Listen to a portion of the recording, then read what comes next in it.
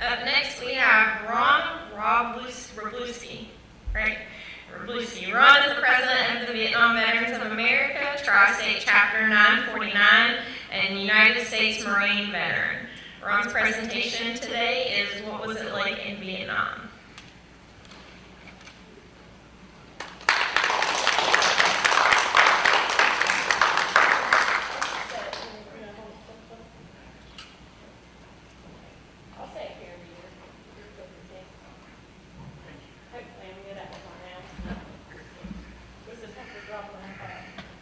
Good afternoon.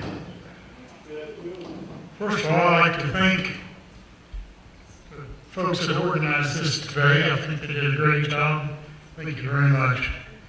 I know it takes a lot of work. I've organized events for nearly 50 years, and it takes a lot of work. A lot of things in the background that people don't realize about. Before I get started, I just want to mention, before I went to Vietnam, I told my uncle, who was a Marine in World War II, which most of my uncles and cousins were in the Marine Corps. A lot of them in World War II. He lost his leg in the Battle of Okinawa. And told him, well, I was going to Okinawa before I went to Vietnam. He said, see if you can find my leg over there, will you? He had quite a good sense of humor. You know you're getting old when you go to an antique auction and 3 people bid on you. That happens to me a lot. I have a birthday coming up. I'll be 80. So sometimes I kind of lose my train of thought, so bear with me. Let me put my eyes on. I'm a Marine, so I will talk about my experiences in Vietnam as a Marine. And it is hard to talk about. But before I get started, I want you Army veterans to understand that the mission of the Marine Corps is not the same as the mission of the Army. The Army is designed to win wars. The Marine Corps is designed to win battles.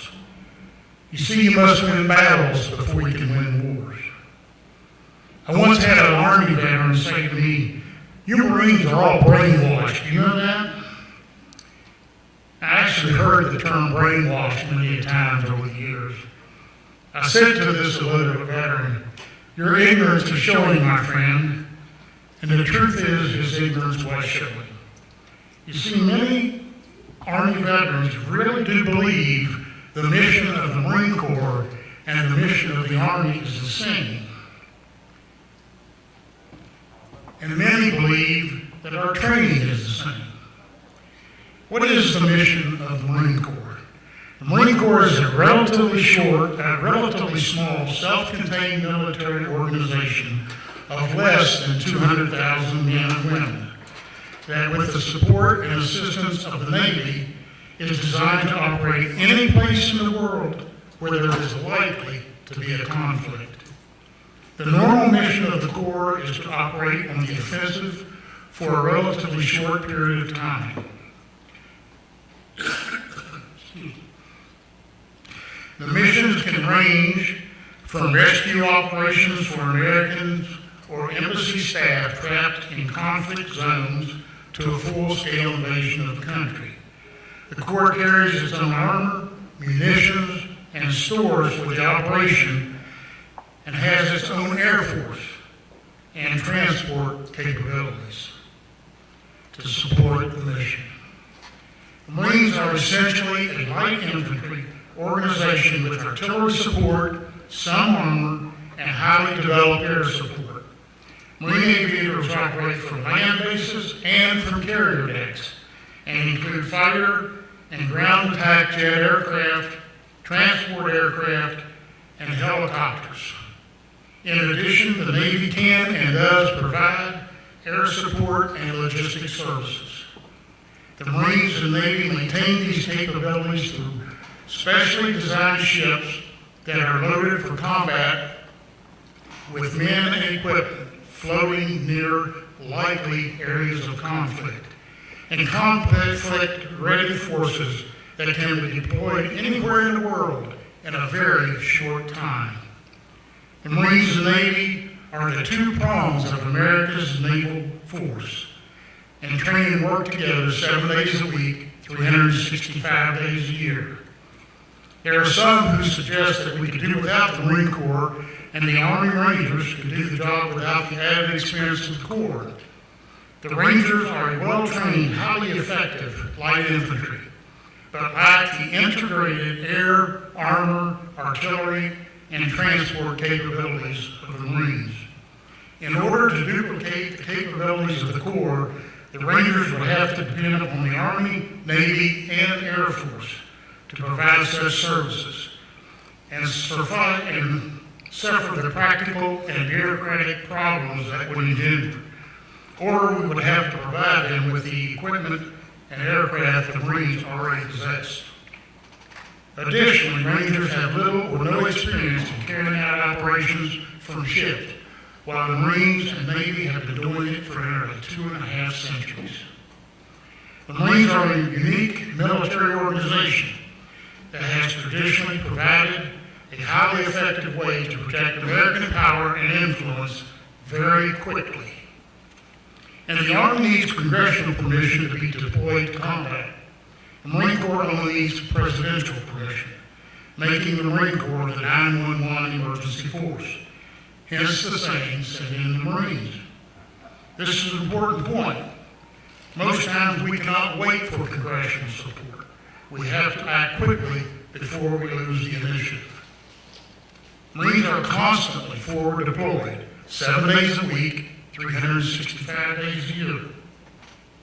Additionally, the United States Army is only responsible for land-based operations, meaning they only occupy military duties that take place on solid ground, whereas the Marines are considered to handle amphibious operations. This means they can take control of military operations, whether those be land, air, or sea. No one trains like the Marines. Marines always train hard. We train how we fight, and we fight how we train. If you are a sailor, airman, or soldier and join the Marines, you must endure Marine Corps boot camp. A Marine never has to complete basic training again, no matter which branch of service he joins. The other services recognize the fact that Marine Corps boot camp is the ultimate basic training. We are the most efficient of military forces. We perform our tasks with leftover equipment. The Marines' budget is much smaller than the rest of the service. In order to accomplish our missions, which we do in a fine fashion, we have to be resourceful. Each branch has a completely different mission, and each branch is very efficient in their mission. So no matter your branch of service, be proud of your service. We are Marines. We earned it.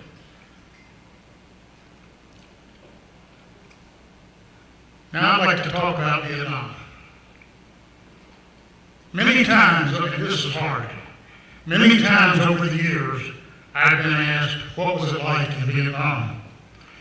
For me, as a Marine field radio operator,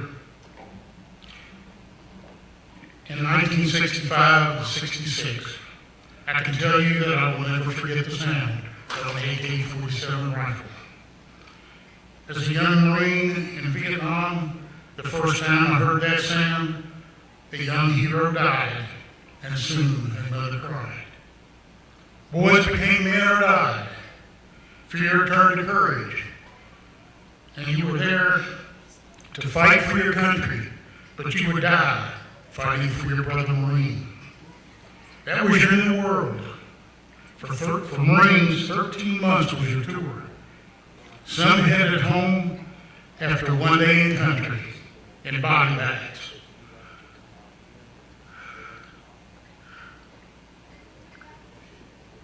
With the flag draped across them. For some, 12 months and 10 days of hell ended with death. 20 days left, and they would have been home.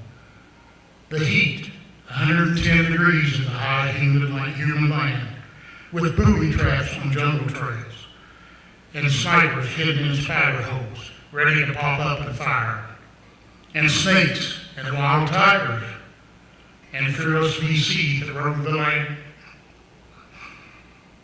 and rats that would pull your hair out or bite you, as big as cats. The AK-47 was the rifle of choice for the enemy. It's Russian-made and indestructible. Water, mud, dirt, nothing hurts these rifles. They will fire underwater. Our weapons were the highest technology, costing 50 times as much as the AK-47. Early years in Vietnam, we had the M14. Later, we had the M16 American-made rifles.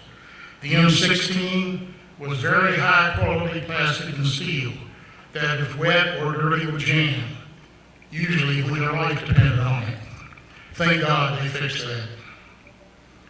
When it rained, it would rain for 50, 60 days, day and night. Called the monsoon season. Your clothes were wet, your feet were wet, your spirit was wet. For days at a time, you walked all day searching for the enemy. When you lay down in the mud to close your eyes for rest, it's when the enemy liked to fight.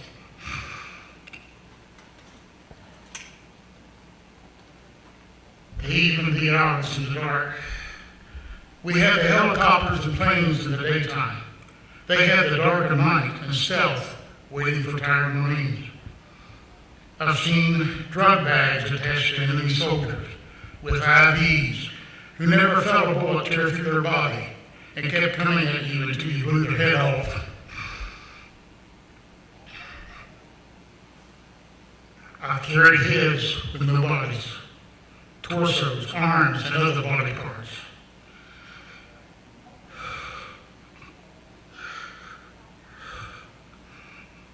Blood splattered across your filthy wet clothes. Explosions all around. Bullets flying in all directions in a firefight. At night, you would see the tracer rounds light up the dark. Like shooting stars, the bullets flew. And grenades full of shrapnel, like bees made of hot steel seeking to penetrate your body. The watery rice pads you lay in, or the streams and bogs you crossed, were full of leeches, sucking your blood, and you never knew until you pulled down your pants or pulled up your shirt and saw the slimy blood suckers attached all over you.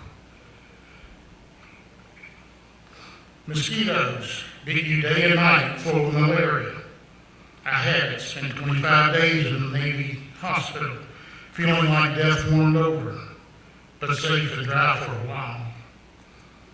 If you were in the bush, your food was in a cardboard box called sea rations. There was no buffet to choose. Everybody got the same thing most of the time. Most times your food had been packaged back in World War II. You weren't always in the bush looking for death. Once or twice a month you would come in to the base for a week or so. Sometimes you would get a hot shower, at least get a shower. I don't think I got a hot shower all the time I was there. Hot chow, clean clothes, and hope. Write a letter home, receive a package of letters from home, sleep on cots, not mud or dirt. Listen to music and pray. Occasionally drink a cold beer, laugh, and talk about home and wives or girlfriends, mom, dad, and family, football.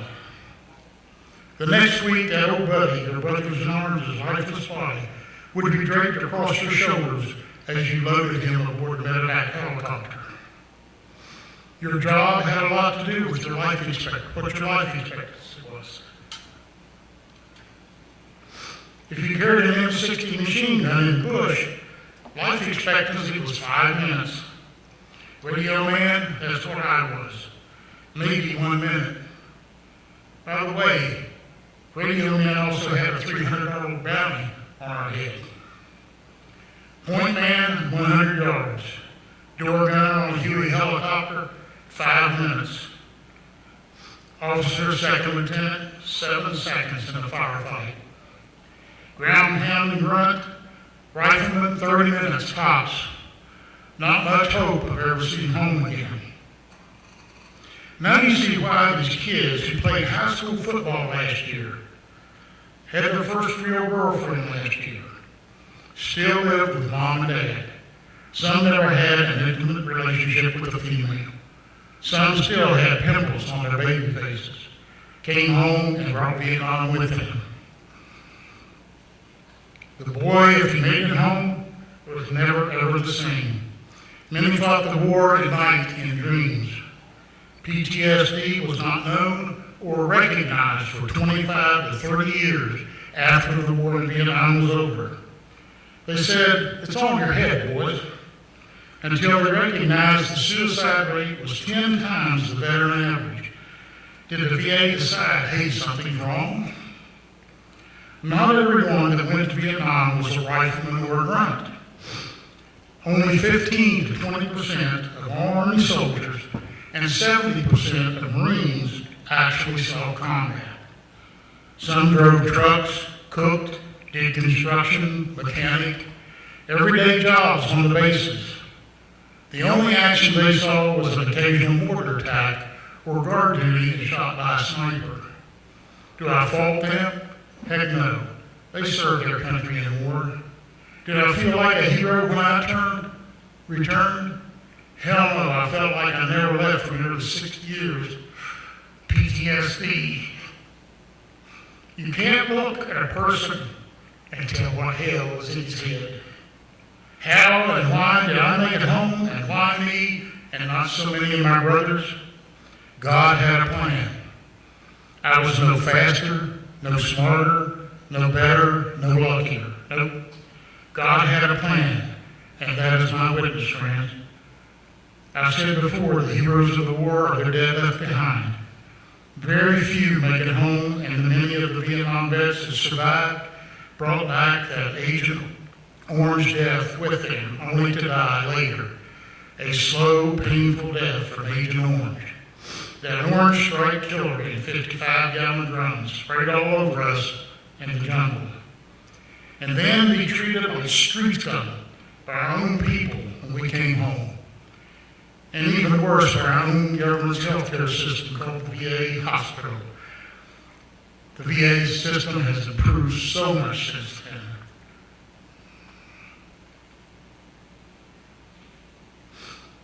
Well, thanks, America.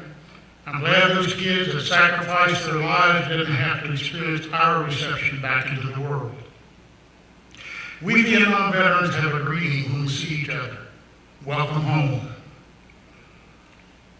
Because we never received that when we came back into the world.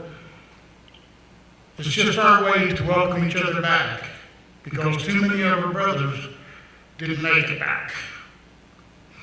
And that haunts many of us. One last thing before I close. Many Korean War and World War II veterans didn't like us when we came back. They said Vietnam was not a real war. The truth is, the average infantryman in Vietnam saw 240 days of combat during a 1-year tour. To put this into perspective, the average infantryman in Europe during World War II saw about 40 days of combat in 4 years. They also got several respites during that time. Most Vietnam troops did not. So think twice before you ask a war veteran, what was it like over there? You may get more than you expected and much more than you wanted to hear. Thank you very much. I appreciate you listening to me. Thank you.